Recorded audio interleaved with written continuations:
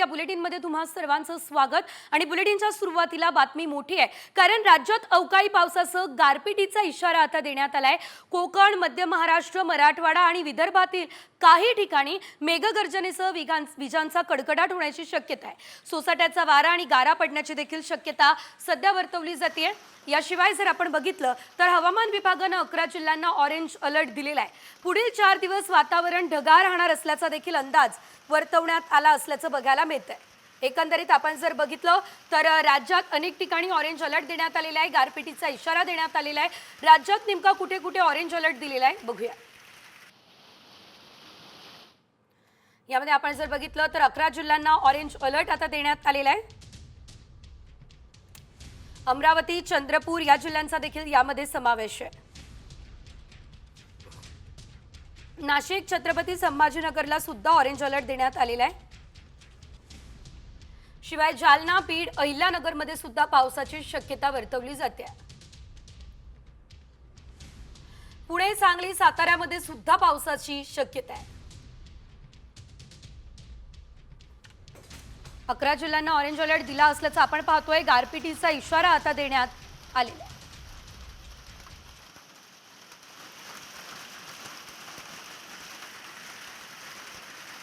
एकंदरीत आपण जर बघितलं तर सध्या अनेक ठिकाणी तापमानाचा कडाका जो आहे तो वाढलेला आहे। मात्र असं असताना पाऊस सुद्धा पडण्याची शक्यता आहे। अवकाळी पावसासह गारपिटीचा इशारा असल्याने शेतकरी मात्र हवालदिल झालेला आहे। मोठ्या प्रमाणात शेती पिकांचं नुकसान होण्याची शक्यता आहे। कराडमध्ये मात्र जोरदार गारांचा पाऊस पडलाय। अवकाळी पावसासह गारांनी संपूर्ण कराड तालुक्याला झोडपलेला आहे। वादळी वाऱ्यामुळे झाडं पडलेली आहे, वाहतूक ठप्प झालेली आहे।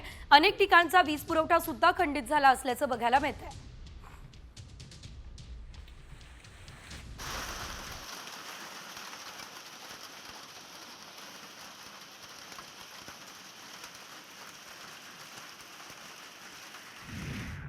शिवाय सांगली जिल्ह्यामध्ये खानापूर असेल, तासगाव असेल, वाळवा तालुक्यामध्ये अवकाळी पावसाने झोडपून काढलं। खानापूर आणि तासगाव तालुक्यामध्ये वादळी वाऱ्यासह गारपीट झाली असल्याचं देखील बघायला मिळतंय। याशिवाय दिवसभर उन्हाचा चांगला कडाका बसत होता, मात्र संध्याकाळी अचानक वादळी वाऱ्यासह गारपीट झाली।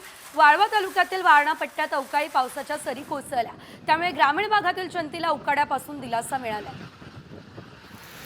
सांगलीमध्येही गारपीट झालेली आहे, कराडमध्ये सुद्धा गारपीट झालेली आहे। खानापूर, तासगावला आता गारपिटीनं चांगलं झोडपून काढलं असल्याचं बघायला मिळतंय। भर उन्हाळ्यामध्ये गारपीट होत असल्यानं मात्र शेतकऱ्यांची चिंता वाढलेली आहे। दुसरीकडे लातूर शहरासह ग्रामीण भागात काल संध्याकाळी वादळी वाऱ्यासह अवकाळी पाऊस झालाय। अवकाळी पावसामुळे शहरातील व्यापाऱ्यांची मात्र चांगलीच धांदल उडाली आहे। वातावरणामध्ये गारवा निर्माण झालाय। गेल्या काही दिवसांपासून उकाड्यानं हैराण झालेल्या नागरिकांना काहीसा दिलासा मिळालाय। दरम्यान वादळी वारे आणि अवकाळी पावसानं काढणीला आलेल्या शेती पिकांचं आणि आंबा फळबागांचं मोठं नुकसान झालंय। पुढील 2 दिवस लातूर जिल्ह्यामध्ये पावसाचा अंदाजही वर्तवण्यात आलेला आहे।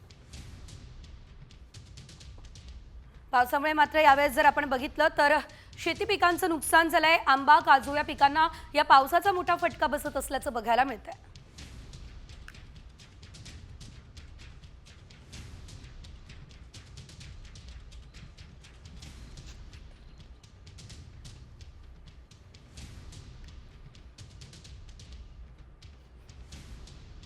दुसरीकडे लातूर शहरासह ग्रामीण भागात काल संध्याकाळी वादळी वाऱ्यासह अवकाळी पाऊस झालाय। अवकाळी पावसामुळे शहरातील व्यापाऱ्यांची मात्र चांगलीच धांदल उडाली आहे। वातावरणामध्ये गारवा निर्माण झालाय। गेल्या काही दिवसांपासून उकाड्यानं हैराण झालेल्या नागरिकांना काहीसा दिलासा मिळालाय। दरम्यान वादळी वारे आणि अवकाळी पावसानं काढणीला आलेल्या शेती पिकांचं आणि आंबा फळबागांचं मोठं नुकसान झालंय। पुढील 2 दिवस लातूर जिल्ह्यामध्ये पावसाचा अंदाजही वर्तवण्यात आलेला आहे।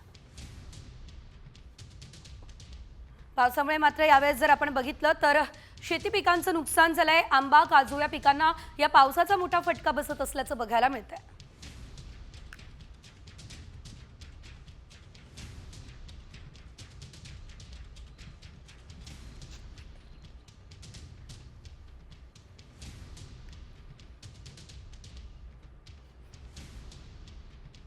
व्यवसायात काहीशी मंदी येण्याची शक्यता आहे। रेडी रिकनरच्या दरात वाढ झाली आहे, त्यामुळे ग्राहकांच्या खिशाला फटका बसणार आहे। घरांच्या किमतीत 2 ते 2.5 लाखांची भर पडल्यानं कल्याण डोंबिवलीमध्ये घर घेताना ग्राहकांना विचार करावा लागणार आहे।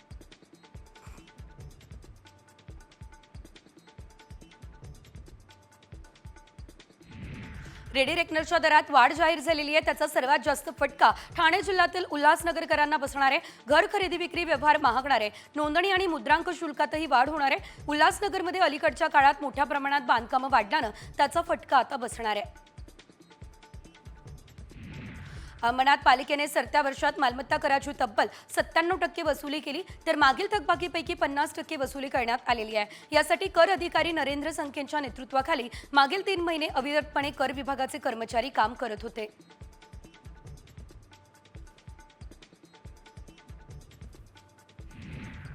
वाशिम पालिकेने पहिल्यांदा उच्चांकी कर वसुलीचं उद्दिष्ट पार केलं। 13 कोटी 10 लाख रुपये कर वसुली झाली। यामध्ये प्रामुख्याने पाणी कराचे 2 कोटी रुपये सुद्धा जमा झाले। मागील 2 महिन्यांपासून पालिकेच्या कर्मचाऱ्यांनी मोठी मोहीम राबवली आहे। रस्त्यावर उतरून कर वसुलीसाठी मोठे प्रयत्न केलेले आहेत।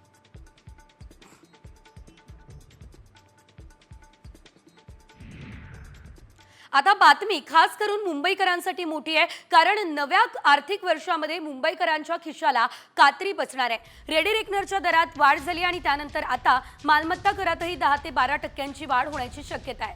2015 पासून मालमत्ता करात महापालिकेकडून वाढ करण्यात आलेली नाही आहे। त्यामुळे आता कर निर्धारण आणि संकलन विभागानं करवाढीचा प्रस्ताव सादर केलाय।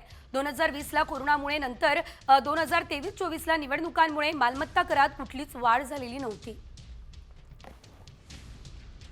त्यामुळे एकंदरीत आपण जर बघितलं तर आता मुंबईकरांच्या खिशाला चांगलीच कात्री बसणार आहे। मुंबईमध्ये 2015 पासून मालमत्ता करामध्ये वाढ झालेली नाही आहे।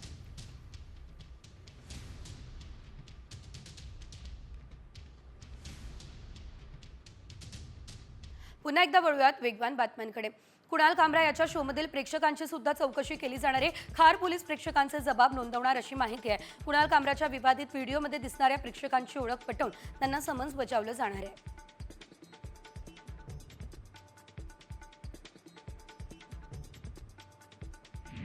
कॉमेडियन कुणाल कामराला चाहत्यांकडून भरभरून मदत मिळाली आहे। कामराच्या यूट्यूबवरील अधिकृत पेजवर पैशांचा पाऊस पडत असल्याचं बघायला मिळतंय।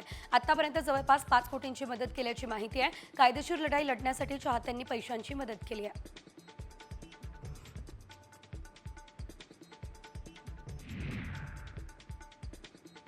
नागपूर हिंसाचारातील आरोपी मायनॉरिटी डेमोक्रॅटिक पार्टीचा नेता हामिद इंजिनियरच्या नियमित जामीन अर्जावरती सायबर पोलिसांनी आक्षेप घेतला। त्यामुळे आज 2 एप्रिलला न्यायालयानं तपास अधिकाऱ्याला केस डायरी घेऊन हजर राहण्यास सांगितलंय। तर हिंसाचाराचा मास्टरमाइंड फहीम खानच्या जामीन अर्जावर 8 एप्रिलला सुनावणी होणार आहे।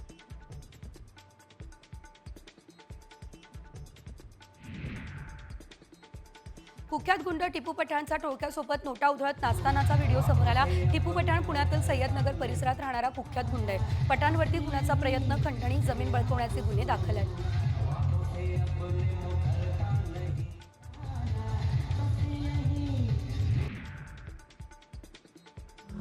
ग्रामविकास मंत्री जयकुमार गोळे यांच्या मुलानं जीवघेणी स्टंटबाजी केली आहे। तर आदित्य राज याने सातारा कोल्हापूर रोडवर जीवघेणे स्टंट करत असल्याचा व्हिडिओ समोर आला। स्वतःसोबत इतर लोकांच्या जीवाला धोका निर्माण केल्याचा आरोप आहे।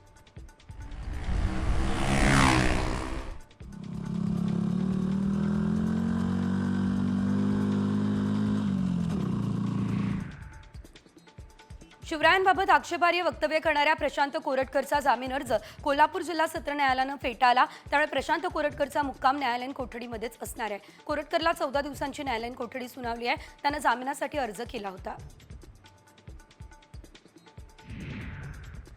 पुण्याच्या स्वारगेट बलात्कार प्रकरणातील आरोपी दत्ता गाडेच्या जामिनासाठी अर्ज दाखल झालेला आहे। चार्जशीट दाखल होण्यापूर्वी पुणे जिल्हा सत्र न्यायालयामध्ये जामिनासाठी अर्ज दाखल केला। या प्रकरणी 2 ते 3 दिवसांमध्ये सुनावणी होणार आहे अशी माहिती आरोपीच्या वकिलांनी दिली।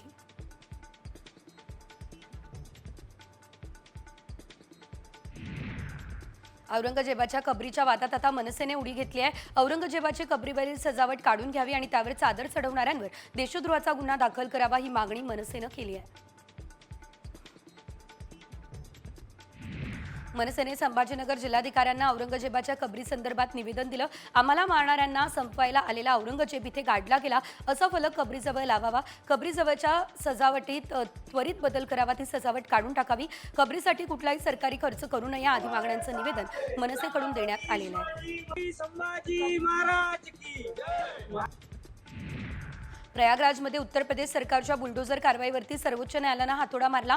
2021 मध्ये वकील, प्राध्यापक आणि 3 महिलांची घरं बुलडोझरनं पाडण्यात आलेली. या प्रकरणावरील सुनावणीवेळी सर्वोच्च न्यायालयानं 5ही पीडितांना प्रत्येकी 10 लाख रुपये भरपाई देण्याचे आदेश यूपी सरकारला दिले. दिल्लीतील झेंडेवालन परिसरामध्ये मोठी आग लागलेली आहे. झेंडेवालन मंदिराजवळ इमारतीला भीषण आग लागलेली आहे. आगीत अनेक दुकानं जळून खाक झाली आहे. आगीवरती नियंत्रण मिळवण्याचे शर्थीचे प्रयत्न सुरू आहेत.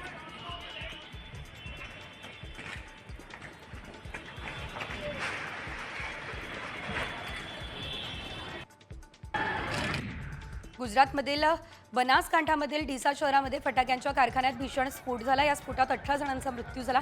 अग्निशमन दलासह एसडीआरएफ टीमने घटनास्थळी दाखल होत बचाव कार्य पूर्ण केलेले आहे. मृतांची संख्या आणखी वाढण्याचा अंदाज आहे. स्फोटावेळी कारखान्यामध्ये 30 जण काम करत आहे आणि मृतांचा आकडा वाढण्याची शक्यता आहे. मलेशियाची राजधानी क्वालालंपूर या ठिकाणी भीषण स्फोट झालेला आहे. तर सालोंगोर या राज्यातील पुत्रा हाईट्समध्ये मंगळवारी गॅस पाईपलाईनमध्ये आग लागल्यानं भीषण स्फोट झाला आहे. प्रशासनानं परिसरातील लोकांना बाहेर काढण्याचे आदेश दिले. या अपघातात 12 जण जखमी झाले. एकूण 82 जणांना वाचवण्यात यश आलं.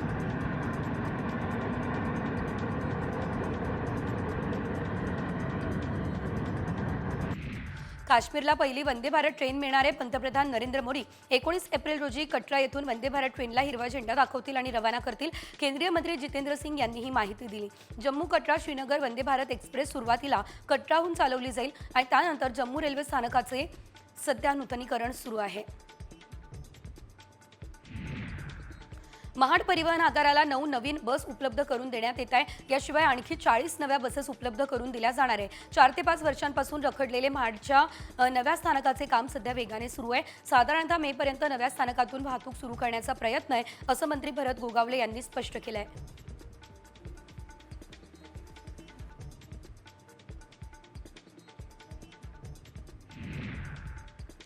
उपमुख्यमंत्री आणि बीडचे पालकमंत्री अजित पवार आज बीड जिल्ह्याचा दौरा करणार आहे. मात्र धनंजय मुंडे हे अजित पवार यांच्यासोबत दौऱ्यावर नसणार आहे. धनंजय मुंडेंची प्रकृती ठीक नाही आहे असं कारण समोर येते. त्यामुळे एकीकडे दादा बीडमध्ये दौरा करतील तेव्हा धनंजय मुंडे उपचारासाठी मुंबईमध्ये असणार आहेत.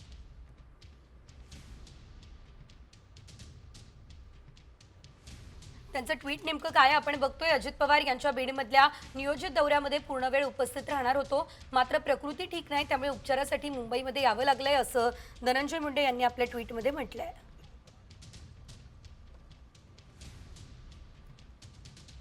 बीडमधल्या आजच्या कार्यक्रमांना उपस्थित राहू शकणार नाही. पक्ष नेतृत्वाला पूर्वसूचना दिली आहे असं देखील त्यांनी या दरम्यान सांगितलंय. धनंजय मुंडे यांनी आता अजित पवार यांच्या कार्यक्रमाला दांडी मारली असल्याचं एकंदरीत आपल्याला बघायला मिळतंय आणि या संदर्भातली माहिती त्यांनी ट्विटच्या माध्यमातून दिलेली आहे. या आधी सुद्धा अनेकदा आपण बघितलेलं होतं धनंजय मुंडे यांनी दौऱ्यामध्ये येणं टाळलेलं होतं. सध्या आपण जर बघितलं तर अजित पवार हे बीडमध्ये दाखल झालेले आहेत.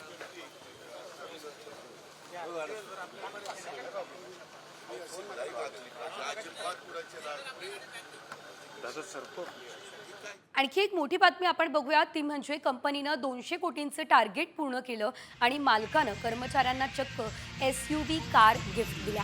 गुजरातच्या खेडा जिल्ह्यातील एका ज्वेलर्स कंपनीनं 200 कोटी रुपयांचं टार्गेट पूर्ण केलं. त्यानंतर कर्मचाऱ्यांना चक्क SUV कार गिफ्ट करण्यात आल्या. 2 भावांनी 19 वर्षांपूर्वी ज्वेलर्सच्या धंद्यामध्ये पाऊल ठेवलेलं KK ज्वेलर्स नावानं या कंपनीची सुरुवात झाली होती.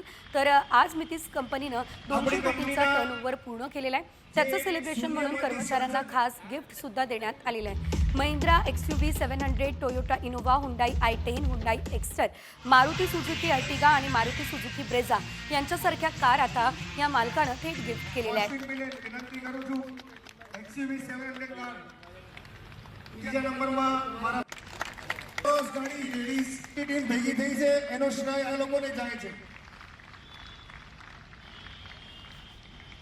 આપણી કંપનીના જે શૂન્યમાંથી સર્જન.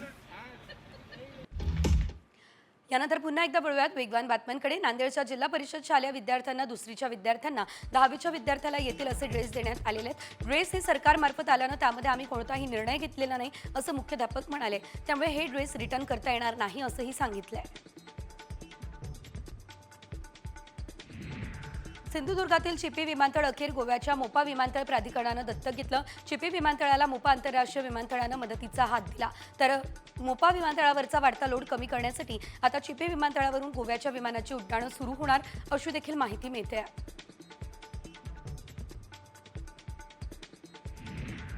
उद्योगपती अनंत अंबानी यांनी 250 कोंबड्यांना जीवदान दिलेलं आहे. अनंत अंबानी जामनगर ते द्वारका ही 140 किलोमीटरची पदयात्रा करताय.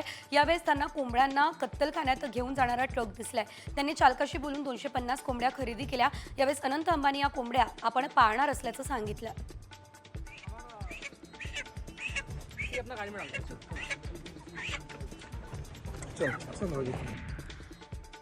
पर्ससीन याशिवाय LED प्रकाशझोतानं होणाऱ्या मासेमारीला 12 सागरी मैलांपर्यंतच्या जलदी क्षेत्रामध्ये बंदी आहे. मात्र सरकारी अनुदानित डिझेल वापरून अशी मासेमारी सुरू असल्याचं दिसतंय. ही बाब कोळी युवा शक्ती संघटनेने आयुक्त आणि मतदारसंघांच्या मत्स्यमंत्र्यांच्या निदर्शनास आणली आहे. कारवाईची मागणी सुद्धा केली जाते. नाशिकच्या सटाणा बाजार समितीच्या निवडणुकीमध्ये यशवंत शेतकरी विकास पॅनल विजयी झाला. या निवडणुकीमध्ये शेतकरी विकास आणि यशवंत शेतकरी विकास अशा 2 पॅनलमध्ये निवडणूक झाली. यशवंत विकास पॅनलला 9 तर विरोधी शेतकरी विकास पॅनलला 6 जागा मिळाल्या. या निवडणुकीमध्ये बाजी मारत पुन्हा बाजार समितीमध्ये आपलं वर्चस्व स्थापन करण्यात आलं.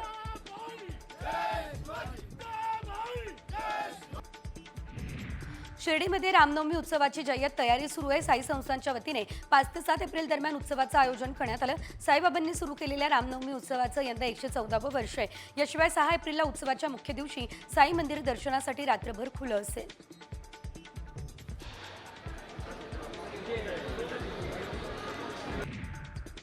भंडाऱ्यामुळे जेजुरी नगरी अक्षरशः सोन्यासारखी पिवळी होते. मात्र हाच पिवळा भंडारा आता जेजुरीला येणाऱ्या भाविकांच्या आणि स्थानिकांच्या आरोग्यासाठी धोकादायक ठरतोय. कारण या भंडाऱ्यामध्ये होत असलेल्या भेसळीमुळे भाविकांचं आरोग्य धोक्यात येत आहे. या भंडाऱ्यामध्ये होणारी भेसळ रोखावी अशी मागणी मार्तंड देवस्थानचे माजी विश्वस्त शिवराज झगडे यांनी केलेली आहे. सिद्धिविनायक न्यासाच्या 2024-25च्या वार्षिक उत्पन्नामध्ये 15% वाढ झाली. या आर्थिक वर्षाचं उत्पन्न 114 कोटी रुपये अपेक्षित होतं. मात्र यावर्षी न्यासाचं उत्पन्न 133 कोटी इतकं झालेलं आहे.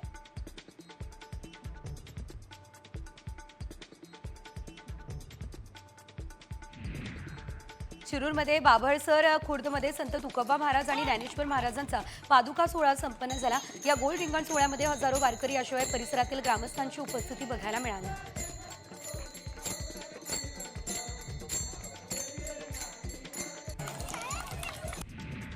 नांदेडच्या माहूरगडावर चैत्र नवरात्र उत्सवाला सुरुवात झाली. या नवरात्र उत्सवाच्या दरम्यान माहूरगडावर श्री रेणुका मातेचं दर्शन घेण्यासाठी भाविकांची मोठी गर्दी झाली. या चैत्र नवरात्र उत्सवाच्या दरम्यान माहूरगडावर विविध धार्मिक कार्यक्रमांचं देखील आयोजन करण्यात आलं.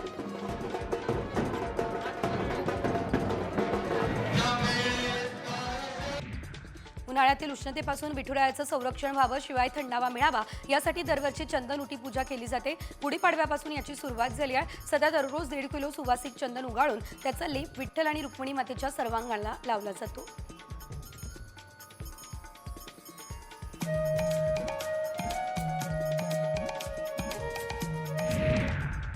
कळंबमधील महिला हत्या प्रकरणातील आरोपीची थरारक माहिती आता समोर आलेली आहे. महिलेची हत्या केल्यानंतर आरोपी मृतदेहासोबत त्याच खोलीमध्ये 2 दिवस झोपला होता.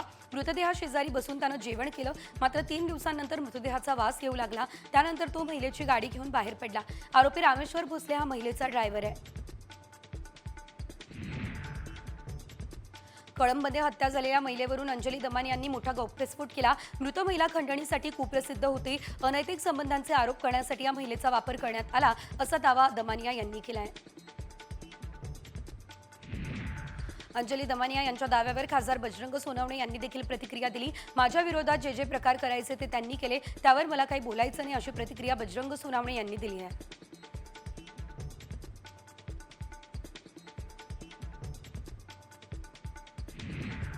खोक्या प्रकरणावरून टीपी मुंडेंनी सुरेश धस यांना लक्ष्य केलं. खोके असे असतील तर खोके थांबावेत, एवढी गुंडगिरी कशासाठी हा सवाल टीपी मुंडे यांनी धसांना केला आहे.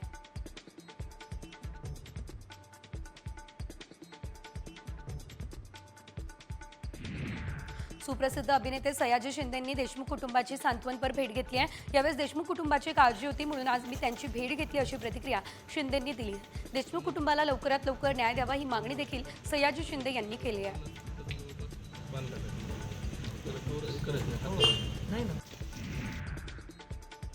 बीड जेल प्रशासनाला वाल्मिक कराडला व्हीआयपी ट्रीटमेंट द्यायची होती, मात्र काही लोक अडचण ठरत होते, म्हणून महादेव गित्ते आणि काही लोकांना दुसऱ्या जेलमध्ये पाठवलं नाही ना, असा सवाल देखील बीडचे खासदार बजरंग सोनवणे यांनी केला. खंडणीमधील आरोपीला चांगल्या सुविधा देण्यासाठी हे सुरू नाही ना, असा प्रश्न देखील सोनवणे यांनी उपस्थित केला आहे. सरपंच देशमुख हत्या प्रकरणाचा खटला फास्ट्रॅक कोर्टामध्ये चालवून आरोपींना फाशी द्या ही मागणी जरांगे पाटील यांनी केली आहे. आरोप गँगवर करून एकमेकांना संपवतील असा दावा मनोज जरांगे पाटील यांनी केला आहे.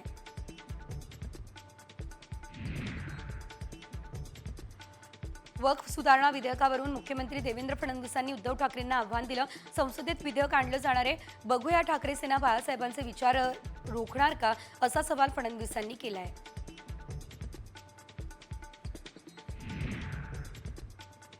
तिकडे महायुती सरकारवरती आदित्य ठाकरेंनी निशाणा साधलेला आहे. महायुती सरकार हे एप्रिल फुल सरकार आहे आणि दिलेली आश्वासनं त्यांनी पाळली नाही असा आरोप त्यांनी केला.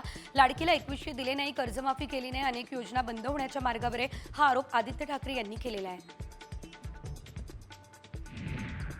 भाजपचे आमदार चित्रा वाघ यांनी आता संजय राऊतांवर जोरदार हल्लाबोल केलेला आहे. त्यांनी संजय राऊतांचा उल्लेख पोपट असा केला. उद्धव बाळासाहेब ठाकरेंनी पाळलेल्या पोपटानं भाकड भविष्य सांगायला सुरुवात केली असंही त्यांनी म्हटलंय. माजी खासदार सुजय विखे पाटील यांच्याबद्दल आमदार शिवाजी कर्डिले यांनी मोठं विधान केलं. सुजय विखे पाटलांना राज्यसभेवर पाठवणार आहोत असं कर्डिले म्हणाले. ते राज्यात आले तर आमचं मंत्रिपद अडचणीत येईल असंही त्यांनी सांगितलं. शेतकऱ्यांची भूमाफियाकडून फसवणूक झाल्याचा आरोप अंजली दमानिया यांनी केलेला आहे. त्यानंतर या प्रकरणाची दखल म्हणून महसूल मंत्री चंद्रशेखर बावनकुळे यांनी घेतलेली आहे. तर मंत्रालयामध्ये यावर बैठक आयोजित झालेली आहे. दमानिया यांना देखील बैठकीसाठी आमंत्रण दिलं. महसूल विभागातील सर्व वरिष्ठ अधिकाऱ्यांनी या बैठकीला उपस्थित राहण्याच्या सूचना दिल्या. नवीन आर्थिक वर्षामध्ये एक मोठा बदल होणार आहे, तो म्हणजे वीज दरामध्ये मोठी कपात करण्यात आलेली आहे. मात्र या कपातीला महावितरणचा विरोध आहे आणि याबाबत राज्य वीज नियामक आयोगाकडे याचिका सुद्धा दाखल करण्यात आलेली आहे. त्यामुळे ग्राहकांवर वीज दरवाढीची टांगती तलवार आहे. महावितरण आर्थिक संकटात सापडलं असताना दर कपात योग्य नाही असा प्रतिवाद दर कपातीच्या निर्णयावरती करण्यात आला असल्याचं बघायला मिळत आहे. एकंदरीत आपण जर बघितलं, हा मोठा निर्णय घेण्यात आला, मात्र महावितरणचा या निर्णयाला विरोध असल्याचं सध्या बघायला मिळत आहे.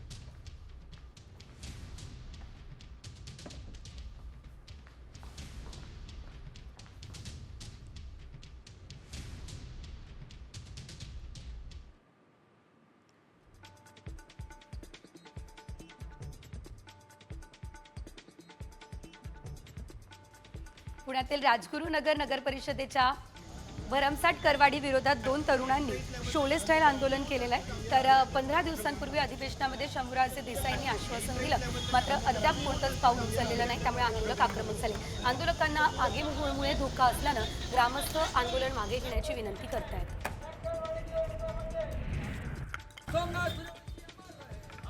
तिकडे परभणीमध्ये सूर्यवंशीच्या मारेकऱ्यांवरती कडक कारवाईच्या मागणीसाठी मनमाडमध्ये बहुजन समाज पार्टीचं धरणे आंदोलन सुरू आहे. न्यायालयीन कोठडीमध्ये असताना सूर्यवंशीचा मृत्यू पोलिसांनी मारहाण केल्यामुळे झाल्याचा आरोप कार्यकर्त्यांनी केला आहे. मात्र अद्याप मारेकऱ्यांवर कुठलीच कारवाई न झाल्यानं हे धरणे आंदोलन केलं.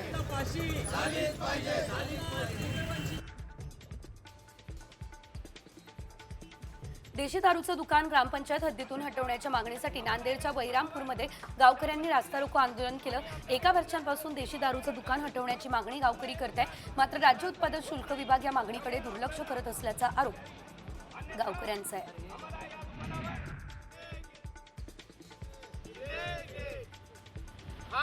दुग्ध विकास योजनेमध्ये पात्र ठरवूनही वर्षभरापासून या योजनेचा लाभ न दिल्यानं आदिवासी संघटना आक्रमक झाल्या. एकलव्य आदिवासी युवा संघटनेच्या नेतृत्वात तळोद्यामध्ये धरणे आंदोलन करण्यात आलं. यावेळी संघटनेच्या पदाधिकाऱ्यांनी तळोदा आदिवासी प्रकल्प कार्यालयाच्या बाहेर योजनेसाठी जोरदार घोषणाबाजी केलेली आहे.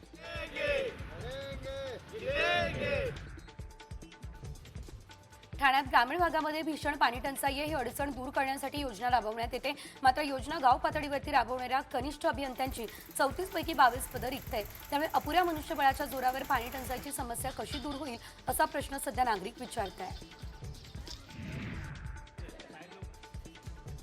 घाटकोपरच्या रेल्वे पोलिसांच्या वसाहतीमध्ये वीज पुरवठा कापण्यात आलेला आहे. वसाहतीच्या मेंटेनन्सचं 1.5 कोटींचं बिल थकलंय. त्यामुळे अदानी इलेक्ट्रिसिटीने वीज खंडित केली आहे. 700 कुटुंब अंधारात आहे. याशिवाय डॉग स्क्वॉड केंद्राची वीज कापल्यानं 9 कुत्रे त्रस्त आहे. प्रशासनानं तात्काळ उपाययोजना करण्याची मागणी पोलीस कुटुंबानं केलेली आहे.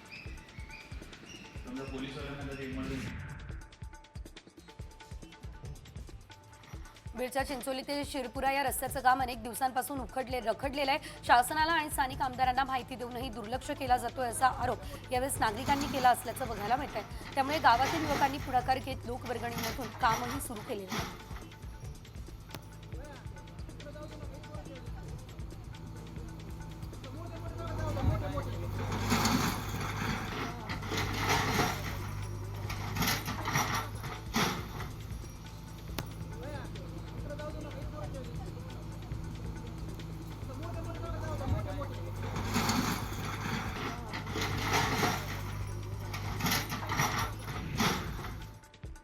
उत्तर प्रदेशचे मुख्यमंत्री योगी आदित्यनाथ यांच्या बुलडोझर पॅटर्नला सर्वोच्च न्यायालयानं दणका दिलाय. सर्वोच्च न्यायालयानं आज याबाबत कठोर शब्दांमध्ये ताशेरे ओढताना ही कारवाई घटनाबाह्य आणि अमानवीय ठरवली आहे. या सर्व कारवाया केलेल्या लोकांना प्रत्येकी 10 लाखांची नुकसान भरपाई देण्याचे आदेश दिले. निवाऱ्याचा देखील काहीतरी अधिकार असतो, त्याची कायदेशीर प्रक्रिया असते, अशा शब्दात न्यायालयानं या दरम्यान उत्तर प्रदेश सरकारला सणसरीत चपराक लगावली आहे.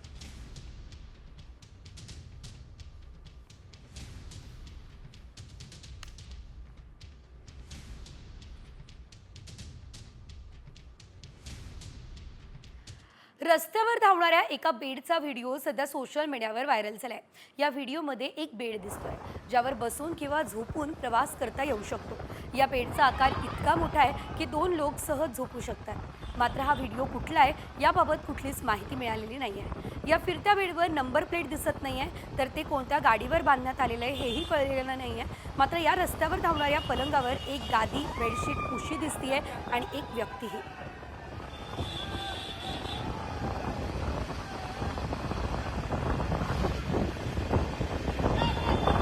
चालणारा हा पलंग बघायला मिळतोय. यावरती झोपून किंवा बसून गाडी चालवणं सहज शक्य असल्याचं देखील बघायला मिळतंय. मात्र सध्या या बेडची चांगली चर्चा रंगली असल्याचं बघायला मिळतंय. सोशल मीडियावर सुद्धा हा व्हिडिओ व्हायरल झालाय.